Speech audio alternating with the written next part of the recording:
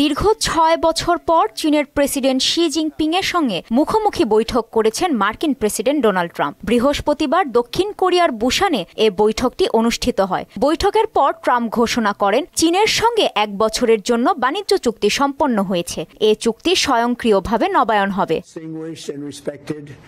এছাড়া চীনের ওপর আরোপিত মার্কিন শুল্ক ৫৭% থেকে কমিয়ে ৪৭% করার প্রতিশ্রুতি দিয়েছেন ট্রাম্প। চীনের ওপরে নতুন শুল্ক হার তাৎক্ষণিকভাবে কার্যকর হবে বলেও জানান তিনি।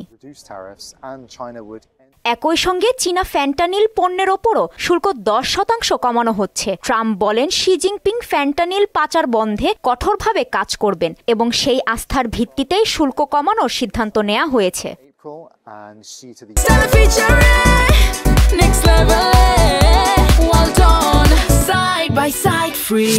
মধ্যে বাণিজ্য বিরোধের একটি অন্যতম প্রধান কারণ এই বিরল খনিজ। প্রযুক্তি পণ্য তৈরিতে খনিজের প্রক্রিয়াজাতকরণের ওপরও বেইজিং একচেটিয়া নিয়ন্ত্রণ বজায় রেখেছিল। ট্রাম্প বলেন বিরল খনিজ পেতে চীনের পক্ষ থেকে আর কোনো বাধা দেয়া হবে না বলেও প্রতিশ্রুতি মিলেছে।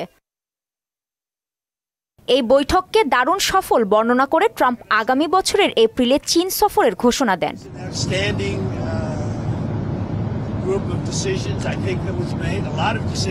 এদিকে চীনা প্রেসিডেন্ট বলেছেন দুই দেশের ভিন্ন দৃষ্টিভঙ্গি থাকার কারণে বিশ্বের দুই শীর্ষ অর্থনীতির মধ্যে বৈরিতা হওয়াটা স্বাভাবিক। কাজী শাহরিন, মোহনা সংবাদ।